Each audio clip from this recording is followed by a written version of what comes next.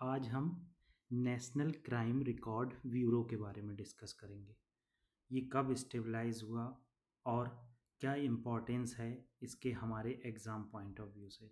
देखो, first of all आपको ये पता होना चाहिए इसको स्टेबलाइज कब किया गया। अगर मेरा आप पॉइंटर देख पा रहे हैं तो इसको स्टेबलाइज किया गया था 1986 में on the recommendation of national police commission. देखो, नेशनल पुलिस कमीशन बनाया गया था।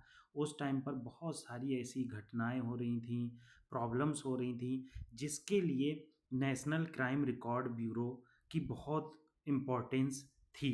तो उस टाइम पर ये नहीं मौजूद था, तो नेशनल पुलिस कमीशन ने कहा कि एक क्राइम रिकॉर्ड होना चाहिए ताकि स्टेट्स को डेटा पहुंच सके और वो फ्यूचर में उससे रिलेटेड वर्क कर सके। तो यहाँ पर बताया गया है इसको कब स्टेबलाइज किया गया था, क्या रीज़न था स्टेबलाइज करने का। ये बहुत इंपॉर्टेंट चीज़ आपको पता ही होना चाहिए, ठीक है। तो यहाँ पर ये चीज़ आप अच्छे से जान लो। इसको स्टेबलाइज किया गया था 1986 में on the recommendation of national police commission. इसका हेडक्वार्टर जो है वो न्यू दिल्ली में है। पेरेंट मिनिस्ट्री का मतलब है किस मिनिस्ट्री के अंदर आता है, ये मिनिस्ट्री ऑफ होम अफेयर्स के अंदर आता है।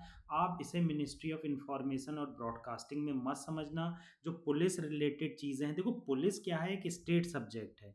अगर जो भी लॉ बनाएगा उसमें स्टेट बनाएगा, मगर क्या होता है कि पुलिस जो है स्टेट सेंट्रल गवर्नमेंट स्टेट को कभी कभी गाइडेंस प्रोवाइड करती है कि आप ऐसा कीजिए तो आपके स्टेट में ज़्यादा से ज़्यादा क्राइम में कमी आएगी। तो इसलिए जो पुलिस का सब्जेक्ट है या रेगुलेशन का सब्जेक्ट है वो किसके अंदर आता है, वो आपको देखने को मिलेगा मिनिस्ट्री ऑफ होम अफेयर में। मेन ऑब्जेक्टिव क्या है, एक रिपोजिटरी मतलब रिकॉर्ड बनाना क्राइम और क्रिमिनल्स का। और इसमें मेनली क्या होता है, जो आईपीसी की धाराएं हैं और उस पर एनालिसिस किया जाता है। देखो, मेजर रिपोर्ट आप समझ लो, ये बहुत इंपॉर्टेंट है।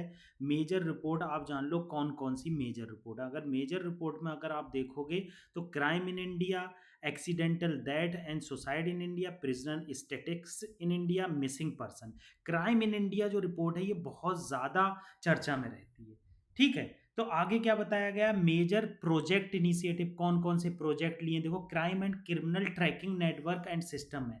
ये जो है crime and criminal tracking network system Amit Shah ji ने इनॉग्रेट किया था। इसका मेन पर्पस था कि ऐसा नेटवर्क बनाया जाए कि हर पुलिस स्टेशन को एक लैपटॉप प्रोवाइड किया जाए या डेस्कटॉप प्रोवाइड किया जाए, और उस डेस्कटॉप में ये सारी इंफॉर्मेशन होना चाहिए कि किस तरह से क्राइम और क्रिमिनल को ट्रैक किया जा सकता है। नेशनल डिजिटल पुलिस पोर्टल बनाया गया, सेंट्रल फिंगरप्रिंट ब्यूरो बनाया गया, national automated fingerprint identification system, ये बहुत इंपॉर्टेंट है, इसका बहुत ज़्यादा यूज होता है। तो ये इंपॉर्टेंट चीज़ें इसमें आई हैं, ये आपको पता ही होना चाहिए। छोटा सा मैंने डिस्कशन किया ताकि आपको कोई भी कंफ्यूजन ना रहे।